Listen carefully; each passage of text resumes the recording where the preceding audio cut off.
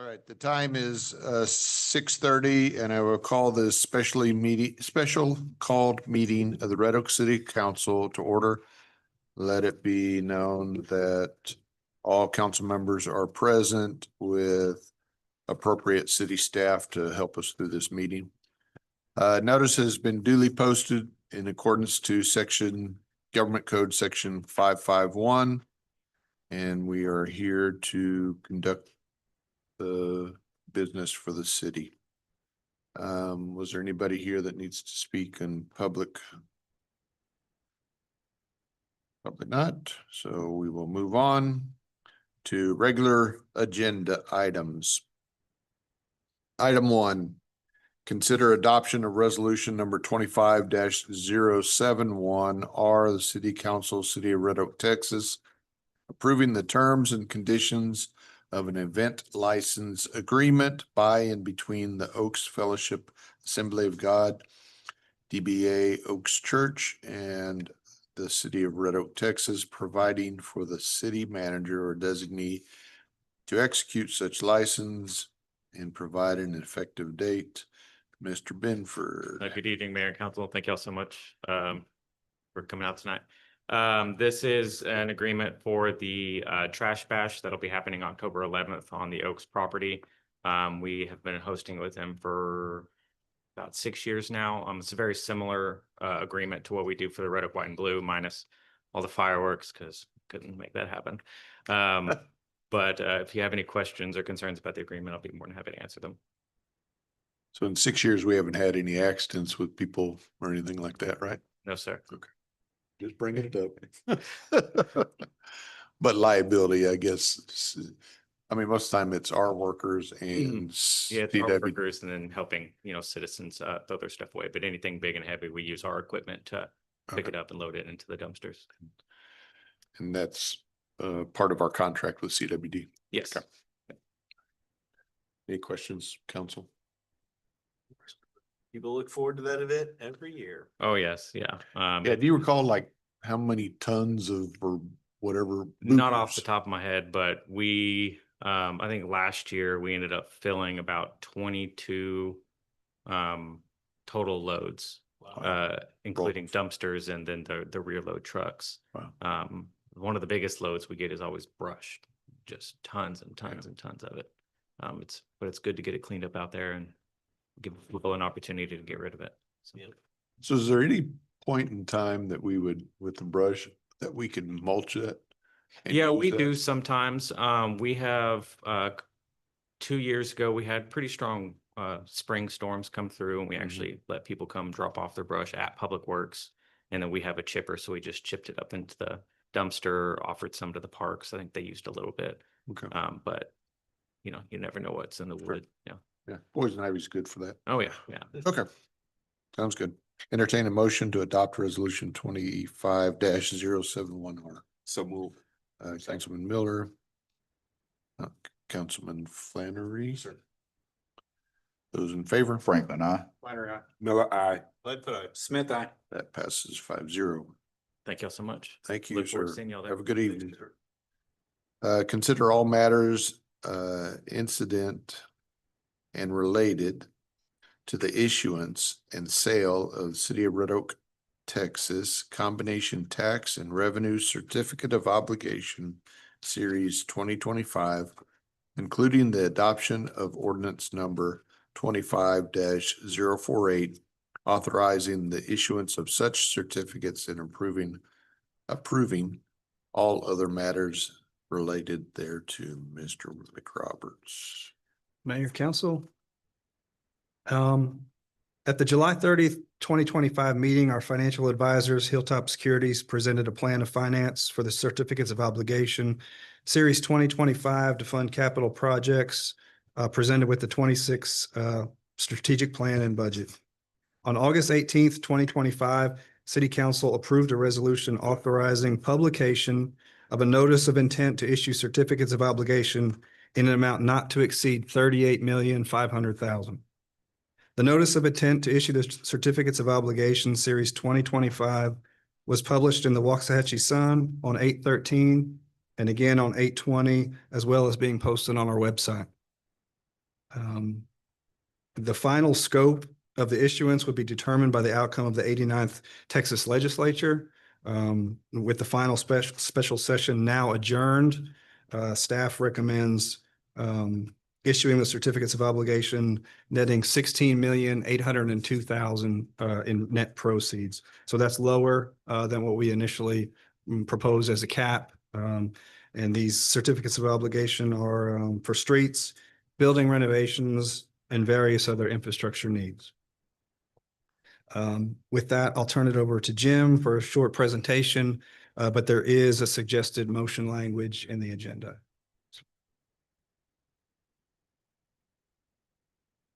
Good evening, Mayor, council members. It's a pleasure to be here today, and I've got good news. In fact, this is one of those times where we were arguing who was going to be able to come and make this presentation because it's really good news. I handed out a presentation that summarizes the project. We're actually funding 16.8 million. As we discussed, you did a notice for a higher amount. Pending legislation, you downsized just for the capital improvements for the upcoming year. Certificates of obligation, the combination tax and revenue pledge, but these will be budgeted within your INS ad valorem tax. But after the issuance, and I'll show you that there'll be no impact on your tax rate. What the important things I want to mention is that today, well, we went through a rating process, and even I was very impressed by what your senior management team, every time I listen to them, I hear about new things that are happening here, and it's stunning, the growth and the success, your economic development things have done, and the quality of life things you're doing for your citizens. We had a very strong AA stable affirmation of our rating by Standard & Poor's. And today, something very unusual happened. We received 12 bids. And I was looking back through my memory, and I can't remember the last time we received 12 bids. And this time of year, we have a lot of city clients issuing, and we receive anywhere from like 2 to 7 or 8 bids. At the very best, we've only had 2 people above 5 bids, but you received 12 bids, and it's fascinating. I'm going to spend a little time talking about this, but who bid on what a wide variety of people bid on this process. This is actually far below what was discussed in our plan of finance. If you go to page 3, I've got a summary of your rating report, and it's a really accurate description of the city. It talks about your growing value, the impact of the current data centers under construction and potential new ones. It didn't hurt that there was a couple national articles over the weekend talked about Texas being the headquarters, the real area where data centers are coming because of our what we have to offer. Here's something I think you really want to be proud of. They indicate that your local household incomes are higher than national average, but they say we're in Ellis County, and Ellis County per capita is lower than national average. And so, I mean, you are the quality community in Ellis County. Tremendous, outstanding financial operating performance, consistently outperform your budget by generating positive cash to your general fund. And you have policies and procedures that are very strict. It's a well-managed, very focused community. Any impact on a rating on a downside would be if we had financial deterioration. It's hard to imagine, but if you had negative operations for an ongoing period of time that caused our fund balance to drop low. And on the upgrade, and again, we're AA, and that's a very high rating for our size city. They talk about, again, continue changes of our demographics into the very highest rated. And as you get to the AA, as your size city, the cities that are AA, some of the most highest demographic cities in Texas in the country. And they talk about debt moderation, and with the growth we're taking place, we've actually deleveraged every year over the last few years, and it's going to continue to happen. So I actually can see very clearly within a few years, I expect us to be upgraded, and we're getting to the A+ AAA rating areas. But on page 4, with that positive rating, we bid out today, and it's interesting because rates have come down, and timing is something. And you talked about the Fed actually reducing rates in the last Fed meeting, and more discussion about reducing rates. And that's positive because we take advantage of the low rate. But at the same time, when bidders think there could be downward pressure in rates, they say to themselves, do I want to buy something? And remember, these people generally buy to resell, and they hold an inventory. They're generally nervous. And last week, when we had a couple of sales, we actually had like 2 to 5 bidders. But this bid came in at 12. And I want to point out that the low bid was at 4.001435. And here's an unusual thing that you don't see, is that the spread between the low bid and the second bid was over 10 basis points. If you look at the document, then you look at the second bid, third bid, fourth bid, fifth bid, they're all within a basis point or two. And generally, that's how you see the bids being, because they all understand the market. We have a transparent market. All pricing data is active and available through the various sources, but they came 10 basis points. UMB wanted your bonds. In fact, the question we were asking ourselves is, why? I mean, they really bid through the market on this one, and you see the whole market being there again. But that's something I've talked to Todd and Tim about, is that when you do a competitive bid and when you're a high rated positive community, people buy you because they know you're going to be highly rated. They don't have risk on ratings. And then I also looked at this, and there's something that's interesting. There's a couple of firms on here that I want to point out to you. You see a lot of firms that are the typical purchaser of bonds like this. They're the regional or the super regional underwriting firms buy bonds and sell them for a profit. But then you see a couple of things I think is significant. And when I see this, it really shows you the importance of who you are as a credit and what this community is. I'm going to point out two to you: Fidelity Capital Markets and Janney Montgomery. Everyone knows who Fidelity is. They're one of the biggest investors. They're buying this for their own account. They think highly of your credit. They want to buy your bonds so they can put it in their own investment funds. I've actually never seen Janney, and I'm in 30 plus years in the market. I looked them up, and what they are is they're a growing and large wealth management. They have people that work with and invest people's proceeds. Again, they're looking to buy this and hold it in their own accounts. That's what they do. They don't want to go to underwriter and buy bonds. They bid on this directly for you. Same time, I see Morgan Stanley, BOK, some of the big firms. And so you had the super regionals bid on it. You had the Wall Street come in, and you had people that think highly of you, that they want to bid on their own and buy these bonds. So 12 bids from a wide range of investors. 12 bids reflect the interest in the market. And also the type of these people, they're also looking at a range of people that are buy, resell, and people that want to hold it. For instance, the Baker Group, they're an Austin-based firm. And again, they're a wealth management firm. They do underwriting, but generally when they underwrite, they're buying bonds so they can put them in their client's portfolio. So, that was excellent. But what's it really mean? In the next page shows what the impact is. The last set of numbers, when the determination was made that we would downsize the issue to fund just up, the current capital program. At that time, the interest rates were about 4.75%. Now, 4.7%. Now, we buffered it at 25%, so I've talked to you. So we'll say at that time, if you were in the market and we looked at the national average of AA bonds, it should have been about a 4.45. What really took place is you came in at 4.07, and we're far below that and on an interest rate. And we were able to reduce the par amount of bonds for two reasons. One is we controlled the cost of issuance and underwriter's discount. And two, they increased the premium. And premium is a concept where they want a slightly higher coupon than the actual yield on a bond. So they'll pay us $1,005 for a $1,000 maturity. That's how they bid it. And what we give bidders is the flexibility to have a premium or discount bid to get those lowest principal and interest.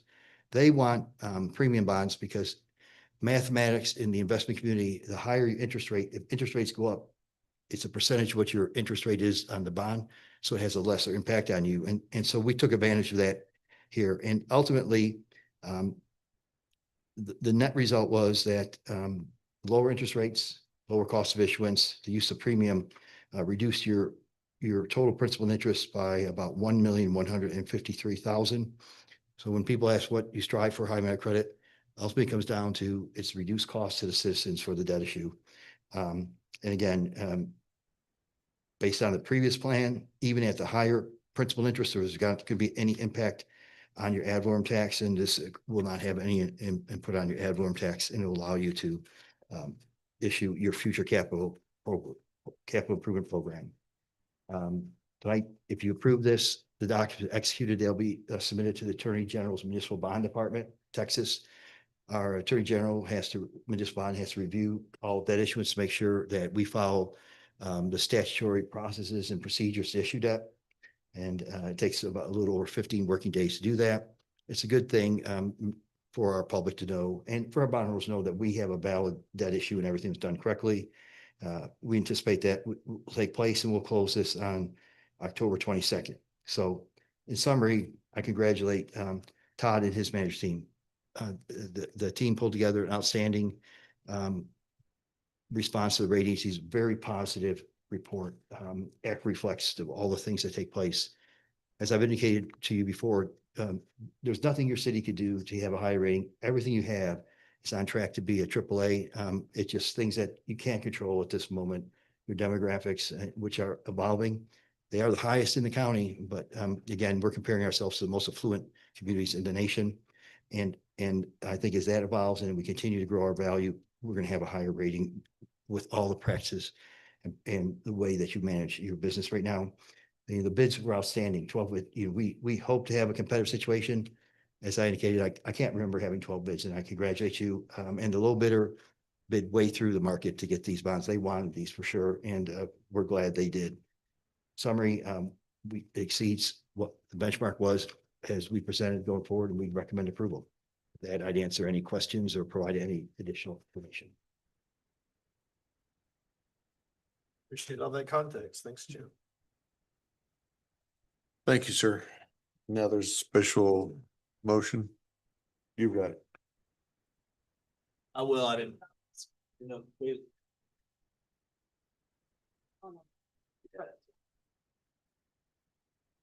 All right, I'll move to adopt ordinance number 25-048, authorizing the issuance and sale of City of Red Oak, Texas combination tax and revenue certificates of obligation, series 2025, and approving all other matters related thereto. First by Lightfoot. Can I have a second? Second.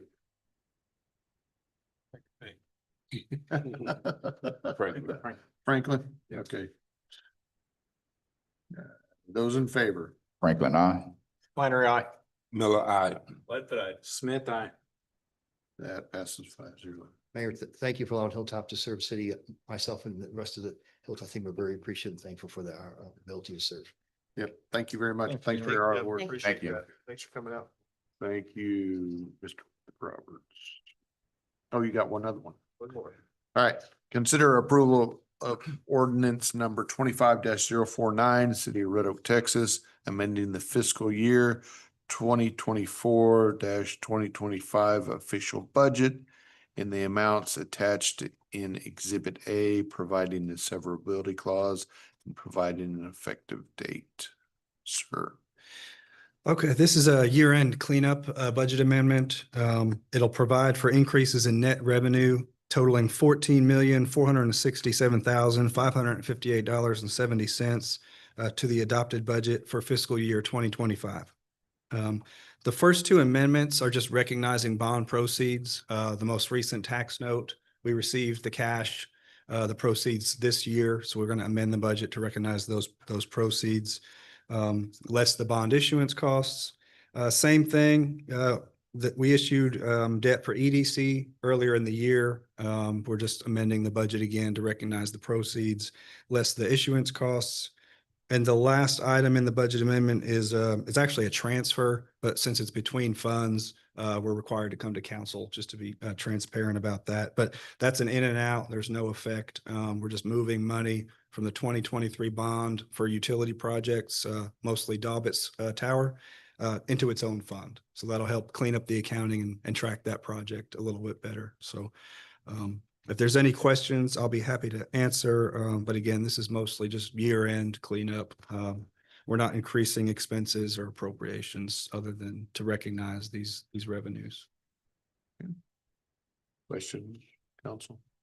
No question.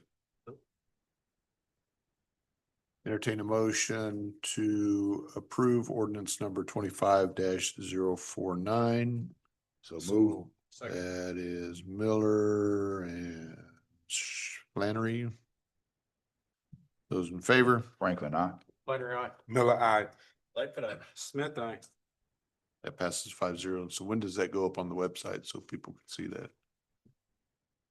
Or I assume that said we, or typically do we? Since this is the end of the year, fiscal year 25, we're not amending the new budget. The new budget is correct. I don't know that there'll be an update to the website, other than showing in our actual budget document that we print, with the new budget, it'll just show the prior year's actual Final. as updated. Yeah. So. Okay, cool. Guess that's all we have, correct? So entertain a motion for us to go home at 6:51. 6:51. Those in favor? Or motion, yep. Franklin, Miller. Now, those wanting to go home at 6:51. Franklin, I. Binary eye. Miller, I. Left eye. Smith eye. Let's go home. 5-0. Can we keep these?